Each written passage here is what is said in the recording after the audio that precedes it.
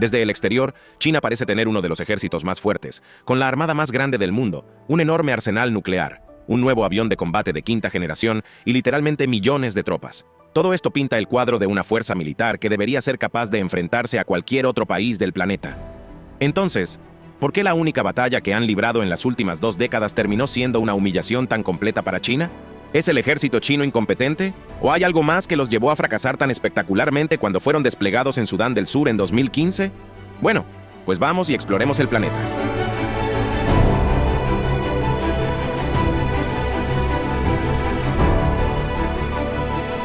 En primer lugar, tengamos una idea de la magnitud del ejército chino. Según Global Firepower, que produce clasificaciones anuales de 145 naciones, y su poder militar en función del tamaño, el volumen de equipo e incluso la geografía, China tiene el tercer ejército más fuerte del mundo.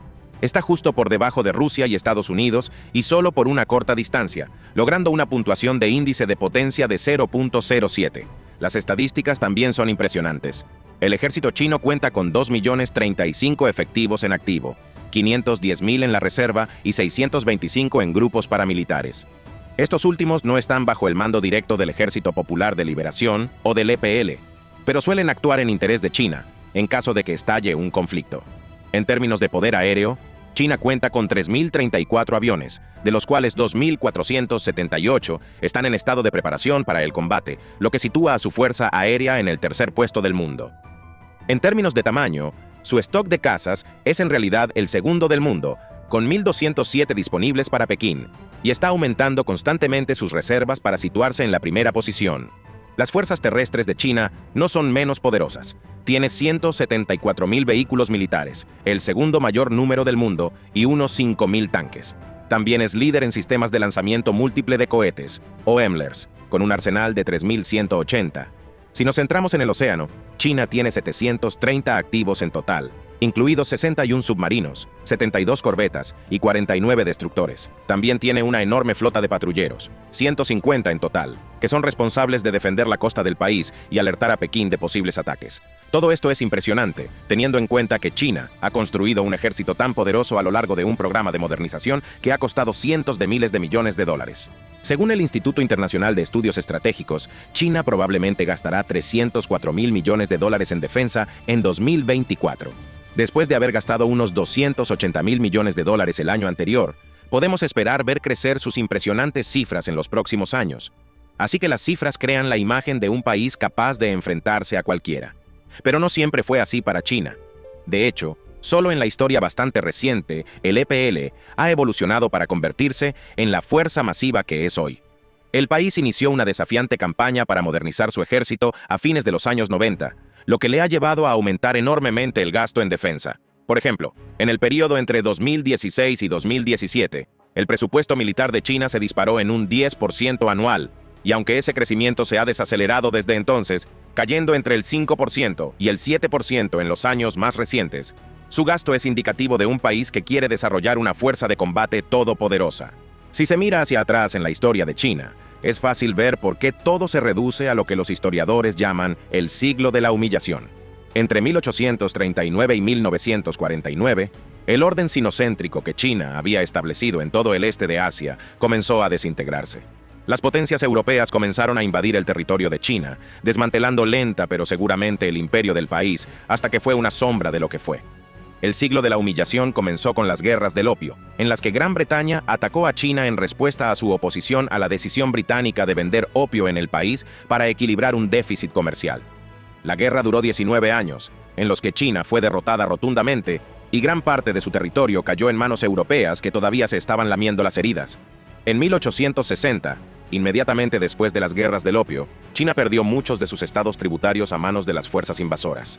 Francia tomó Camboya en 1863 y Japón tomó las islas Ryukyu 16 años después. En 1882, China perdió el control de Vietnam a manos de los franceses y en 1893 perdió Laos a manos del mismo país. En 1885, China perdió Birmania a manos de los británicos. Entre esas dos pérdidas y las humillaciones que siguieron, China perdió 2 estados tributarios más, Taiwán y Corea, a manos de Japón entre 1895 y 96, seguido de Mongolia en 1912. Por último, Japón tomó Manchuria en 1931 y luego devastó a China durante la Segunda Guerra Mundial. Dada la complejidad de esto, es importante conocer el contexto en torno a cómo se le presentan las noticias, y es por eso que estoy trabajando nuevamente con noticias de campo. Todo este contexto histórico es importante de conocer por una razón. Influye en la búsqueda de estatus que China ha emprendido desde el ascenso de Mao Zedong tras el siglo de humillación. Durante la era de Mao, la búsqueda se simbolizó al transformar a China en una nación comunista que apoyaba a otros países, particularmente en África, en su intento de luchar contra el yugo del colonialismo. Acercándose a la época moderna, el comunismo se desplazó hacia el desarrollo económico, y China desarrolló una forma de nacionalismo cultural alimentado por el orgullo por la economía del país, que le dio al país un lugar importante en el panorama geopolítico. Ese ascenso económico también alimentó la modernización militar que hemos visto en las últimas 3 décadas, y ese fortalecimiento militar también jugó un papel en el deseo de estatus de China. Todo esto nos lleva a 2015, y a la prueba de que, a pesar de todo su gasto, China tiene un ejército que muchos podrían describir como incompetente. En 2015, Xi Jinping se presentó ante los líderes mundiales en las Naciones Unidas o la Asamblea General de la ONU para hacer un anuncio. Estaba dispuesto a ofrecer 8.000 tropas para reforzar las diversas misiones de mantenimiento de la paz de la ONU. En 2020, Xi no había cumplido esa promesa, ya que China tenía desplegadas 2.500 tropas, lo que supone 500 menos de las que tenía cuando Xi hizo su oferta. Aún así, 2.500 es una cifra impresionante, especialmente si se compara con los 29 soldados que tenía Estados Unidos en 2020, siendo Pekín también uno de los mayores benefactores financieros de las misiones de mantenimiento de la paz de la ONU. Solo en 2020 contribuyó con $6.000 millones a la causa, cubriendo el 15% de los costes de la ONU en el proceso. Estas generosas ofertas no se basan en la pura benevolencia, como en el caso de la modernización militar destinada a superar el espectro del siglo de la humillación. El trabajo de China con la ONU tiene que ver con cómo el resto del mundo percibe a la nación. Brookings sostiene que el envío de tropas a misiones de mantenimiento de la paz ofrece una gran publicidad a Pekín y que sus compromisos refuerzan las afirmaciones de Xi de que China desea ayudar a crear un mundo multilateral. Al hacerlo, China se posiciona sutilmente como una fuerza positiva en muchos países, en particular en aquellos de África que necesitan ayuda. Por supuesto, hay más que eso. Brookings también sostiene que cada despliegue de la ONU ofrece a las tropas chinas la oportunidad de ganar experiencia sobre el terreno, experiencia que luego pueden llevar de vuelta a China para fortalecer aún más su ejército. Y ciertamente, no perjudica el hecho de que China también pueda reunir información militar sobre el terreno sobre otras naciones mientras participa en sus misiones de mantenimiento de la paz de la ONU. Aún así, se trata principalmente de una cuestión de imagen, ya que China quiere proyectar una imagen de un país que es a la vez una fuerza militar respetable y un pacificador benévolo que utiliza sus poderes para el bien del mundo. Lo que nos lleva a Sudán del Sur, el lugar de la última humillación militar de China. El 3 de diciembre de 2015, China anunció que desplegaría un batallón de 700 efectivos en Sudán del Sur para apoyar los esfuerzos de mantenimiento de la paz de la ONU en el país. Esta medida marcó la primera vez que China había comprometido activamente tropas de combate con la ONU, ya que todos los compromisos anteriores estaban más relacionados con la seguridad. Y según West Point, los cascos azules chinos, un término dado a las fuerzas de mantenimiento de la paz de la ONU, estarían estacionados principalmente cerca de varios gasoductos y depósitos de petróleo en Sudán del Sur. Todo iba según lo previsto. China podría reforzar su imagen de pacificador ante el resto del mundo y al mismo tiempo mantener a sus soldados en lugares estratégicos donde pudieran vigilar las inversiones extranjeras de Pekín. Y durante unos meses al menos, el plan estaba funcionando. Las tropas chinas que apoyaban a los no muertos trabajaban en un país desgarrado por la guerra sin incidentes, pero China había subestimado por completo la situación. Sudán del Sur había estado envuelto en una guerra civil desde diciembre de 2013, derivada de una lucha de poder entre el presidente del país, Salva Kiir, y su ex vicepresidente, Riek Machar. A pesar de un alto el fuego firmado en agosto de 2015, la violencia se reavivó de nuevo en julio de 2016 y estallaron combates en la capital, Juba, y las tropas chinas, junto con otras fuerzas de la ONU, se vieron atrapadas en el fuego cruzado mientras se desarrollaban intensos enfrentamientos cerca de su base, incluidos ataques a los sitios de protección de civiles cercanos o POCO.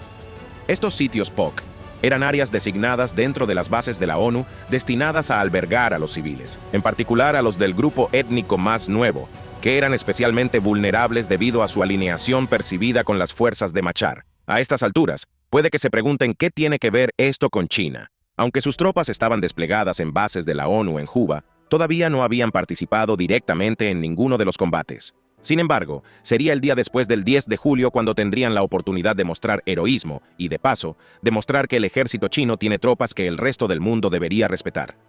No aprovecharon esa oportunidad. El 11 de julio, el pánico reinó en los POCs. Estos refugios, que antes eran seguros para los refugiados civiles, se habían convertido en paisajes infernales y muchos civiles optaron por huir en un intento de llegar a lo que creían que serían zonas seguras de la ciudad. Muchos pertenecían al nuevo grupo étnico que, según sugieren los Centros para los Conflictos Civiles, temía la posibilidad de una limpieza étnica si ganaba el SPLA. 2 bases de la ONU en Juba se convirtieron en lugares que los civiles empezaron a creer que serían seguros, lo que llevó a muchos a intentar huir hacia ellas. Sus esfuerzos se vieron dificultados por los soldados del SPLA, que bloquearon y atacaron específicamente a quienes intentaban huir, en particular cerca de Tongping, que no se perdían. Sin embargo, fue el ya mencionado POC 1 el que empezó a sufrir lo peor de la violencia. Este era el mismo lugar que las tropas chinas tenían la misión de proteger. Como ya habían experimentado los estragos del fuego cruzado e incluso la explosión de un proyectil cerca de la valla perimetral del lugar, las tropas chinas de la ONU estaban naturalmente aterrorizadas. Cuando los combates se intensificaron aún más, las fuerzas de paz chinas comenzaron a retirarse. Los que estaban estacionados en las torres de vigilancia del POC 1, estructuras de madera bastante desvencijadas, diseñadas más para supervisar al POC que para defenderse de los ataques, abandonaron sus puestos debido a la falta de protección contra los disparos. Muchos escaparon a las zanjas y a los vehículos que se encontraban debajo de la torre de vigilancia, más allá del proyectil que explotó cerca de la valla perimetral del POC 1. Otra explosión, esta vez causada por un RPG, ocurrió cerca de un vehículo blindado de transporte de personal chino, o un APC. 6 miembros de las fuerzas de paz chinas resultaron heridos en la explosión. El POC 1 estaba junto a la casa de Yuan, pero la instalación no estaba equipada con un banco de sangre o un equipo quirúrgico para ayudar a las tropas chinas enfermas. El hospital más cercano estaba a poco más de 9 millas de distancia, en la base de Tongping. Desafortunadamente para la señorita de la ONU, los bloqueos del SPLA que impedían que los civiles escaparan a esa base también impidieron que las tropas chinas escaparan a ella. 2 de los pacificadores del país murieron como resultado de las heridas de la explosión del RPG que se dejaron sangrar. Sin atención médica sustancial durante 16 horas, estas bajas causaron caos dentro de las filas chinas. Los Centros para el Conflicto Civil informan que el POC 1 quedó prácticamente desprotegido cuando China comenzó a retirarse. Los pacificadores chinos dejaron la puerta peatonal completamente sin vigilancia, lo que significa que los soldados del SPLA podrían haber entrado simplemente al campamento si lo hubieran deseado. Y en la mañana del 11 de julio, todos los puestos chinos fueron completamente abandonados. Las tropas de paz del país huyeron a la casa de Yuan, muchos dejando atrás armas y municiones a su paso. Algunos cayeron en manos de los desplazados internos o jóvenes desplazados que todavía estaban dentro del POC 1. El POC 1 se convirtió en una zona de guerra el 11 de julio, sin ningún lugar donde refugiarse y sin protección de las fuerzas de paz chinas que habían abandonado sus puestos. Los civiles del campamento intentaron huir a la casa de la ONU. Muchos se vieron obligados a trepar las vallas de alambre de espino que rodeaban la casa, mientras que otros sortearon alambres de púas letales para encontrar algo parecido a un refugio. Las fuerzas de la UNMIS manejaron mal la situación. En lugar de proporcionar un paso seguro a los civiles, se concentraron en protegerse a sí mismas. Incluso llegaron al extremo de disparar botes de gas lacrimógeno contra los civiles asediados que intentaban entrar en la sede de la ONU, lo que fue verificado por 7 informes independientes prácticamente sin previo aviso. La situación era igualmente grave en otras zonas. En el complejo de terreno, también en Juba, alrededor de 100 soldados del SPLA invadieron las instalaciones y comenzaron una campaña de agresiones físicas. Al menos 5 trabajadores humanitarios fueron violados de formas horribles, y la violencia culminó con la ejecución de un periodista sursudanés de nueva etnia. Una vez que la UNMIS recibió información sobre el ataque, dio órdenes a una fuerza de reacción rápida, o QRF, para que se desplazara al terreno para restablecer el orden. Esa QRF habría incluido batallones chinos y etíopes que, debido a su gran número, deberían haber sido capaces de restablecer el orden en el terreno y salvar a los atacados. Pero ninguna QRF abandonó nunca la sede de la ONU. Las fuerzas de paz chinas se negaron a ir, incluso cuando la UNMIS había logrado negociar con éxito un paso seguro hacia el terreno. Trabajando junto con los soldados del SPLA que custodiaban las carreteras, las tropas chinas seguían negándose a abandonar la relativa seguridad de la sede de la ONU. El abandono de sus puestos de POC también dio lugar a más ataques dentro del campamento. Un informe afirmaba que una mujer incluso había sido secuestrada justo al lado de un puesto que se suponía que debía estar ocupado por fuerzas de paz chinas. Toda la crisis fue un desastre absoluto tanto para la ONU como para China, que había fracasado por completo en su misión de proteger a los civiles de la violencia que estalló. Finalmente, se produjo una especie de respiro hacia finales del 11 de julio, cuando el SPLA y el SPLM declararon un alto el fuego tras 4 días de violencia. Alrededor de 300 civiles sursudaneses, muchos de ellos de nueva ascendencia, murieron, y muchos más resultaron heridos, agredidos sexualmente o desplazados de los POC por la violencia. Algunos incluso fueron atacados con gas lacrimógeno por las mismas fuerzas de paz de la ONU encargadas de protegerlos. En cuanto a China, ahora tenía un ejemplo de lo que sus tropas podían hacer para mostrarle al mundo, pero es un ejemplo que nunca querría mostrar. Los informes de los medios inmediatamente después de la violencia se centraron en los soldados chinos que abandonaron sus puestos. No fueron los únicos. Las fuerzas de paz etíopes también habían escapado a la relativa seguridad de la sede de la ONU, aunque según el Guardian, los informes de Sudán del Sur sugerían que al menos ayudaron a evacuar a las víctimas civiles mientras escapaban. Algunos incluso respondieron a los disparos con sus propios disparos. Las fuerzas de paz de China, según todos los informes, ni siquiera hicieron eso. Habían sido humilladas, y para empeorar las cosas para Beijing, algunos informes sugirieron que, en última instancia, fue el ejército indio el que salvó el día, al menos para las fuerzas de paz chinas. India Today informa que las fuerzas de paz indias que estaban estacionadas en reserva en la sede de la ONU fueron en última instancia las encargadas de gestionar el flujo constante de desplazados internos desde los devastados puntos de conflicto y supervisaron la evacuación del personal de la ONU a raíz de la violencia. No es imposible que la India, que tiene sus propios conflictos fronterizos con China sobre la línea de control real que separa a los dos países, haya sido responsable de salvar a las fuerzas de paz chinas. Pekín fue humillado. En respuesta a los informes y a la abrumadora evidencia de testigos presenciales que contenían sobre el abandono de puestos chinos, el Ministerio de Defensa de China emitió una negación rotunda de los informes sobre el papel de sus tropas en los acontecimientos de Sudán del Sur. Dijo que todas las afirmaciones sobre el abandono de puestos eran poco más que especulaciones maliciosas, afirmando que las fuerzas de paz chinas simplemente cumplieron las órdenes que les dieron los infalibles Yang Yujun, un portavoz del Ministerio de Defensa del país. Llegó incluso a afirmar que las tropas chinas desempeñaron un papel clave. Los oficiales y soldados de las fuerzas de paz chinas permanecieron en sus puestos, organizaron rápidamente refuerzos y continuaron implementando el mandato de la UNMISS mientras rescataban a los soldados heridos, dijo. Yang continuó afirmando que la ONU estaba haciendo acusaciones injustificadas sobre el desempeño de las fuerzas de paz chinas antes de que se publicara un informe oficial, una acción que definió como irresponsable. Los informes oficiales llegaron más tarde, junto con muchos relatos de testigos oculares, y contradicen las afirmaciones de Yang. El incidente en Sudán del Sur es la única vez desde que China inició su vasto programa de modernización militar en que sus fuerzas han sido puestas a prueba sobre el terreno. Según todos los informes, fracasó estrepitosamente en esa prueba. No solo sus tropas demostraron ser ineficaces mientras estuvieron estacionadas en sus puestos, sino que las fuerzas de paz de la ONU en el país huyeron activamente, dejando a los civiles en peligro en el proceso. A pesar de todos sus esfuerzos por evitar las humillaciones que marcaron a China durante 100 años a través de su expansión militar, Pekín no pudo hacer nada para evitar quedar en ridículo a raíz de lo que sucedió en Sudán del Sur. En los años posteriores al incidente de 2017, se ha producido una mayor inversión en el ejército chino y, sin embargo, se ha producido una mayor retórica por parte de Pekín sobre el poder de sus fuerzas de combate. Pero ahora quedan preguntas. Si las tropas chinas huyeran durante una misión de mantenimiento de la paz de la ONU, en la que participaran oponentes relativamente poco entrenados, ¿cómo les iría? ¿Debería China misma encontrarse librando una guerra contra una nación militarmente poderosa? Bueno, dejemos la respuesta a esa pregunta en sus manos. Comente a continuación y díganos cómo cree que la fallida misión en Sudán del Sur se refleja en el ejército chino.